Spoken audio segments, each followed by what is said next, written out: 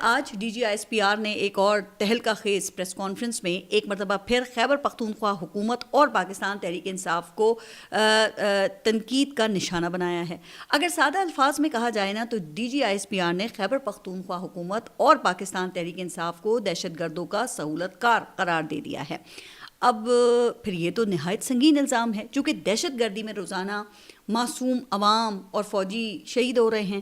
اب آپ کو معلوم ہے کہ D G S P R کی پریس کانفرنس پوری فوج کا پھر موقف ہوتی ہے نا، اور معاملات کا پھر اس حد تک چلے جانا یہ صورتحال کی انتہائی سنگینی کی طرف اشارہ کر رہا ہے۔ اچھا، اب D G S P R نے جہاں وفاقی حکومت، پنجاب، سندھ اور بلوچستان حکومت کی تعریفیں کی ہیں، وہیں انہوں نے کہا کہ خیبر پختونخوا میں دہشت گردی کی سہولت کاری ہو رہی ہے اور وہاں فوجی آپریشن کے مخالف بیانیہ بنایا جا رہا ہے۔ اس پر میں آگے چل کر مزید بات بھی کروں گی، چونکہ کل سہیل آفریدی نے بھی ایک خطاب میں خیبر پختونخوا میں آپریشن کی مخالفت کی تھی۔ اچھا، پھر D G S P R نے مزید کہا کہ خیبر پختونخوا میں فوج کی تعیناتی وفاقی حکومت کا اختیار ہے، کسی کی سہولت کاری کے لیے فوج وہاں سے نہیں نکلے گی۔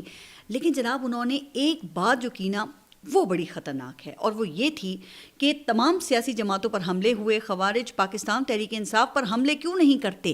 یعنی دوسرے الفاظ میں دہشت گردوں اور پاکستان تحریک انصاف کا آپس میں گٹھ جوڑ ہے۔ اب یہ بہت سنگین بات ہے، اور ظاہر ہے کہ اب پاکستان تحریک انصاف کی طرف سے بھی اس کا رد عمل تو آئے گا اور معاملات پھر مزید خراب بھی ہو سکتے ہیں۔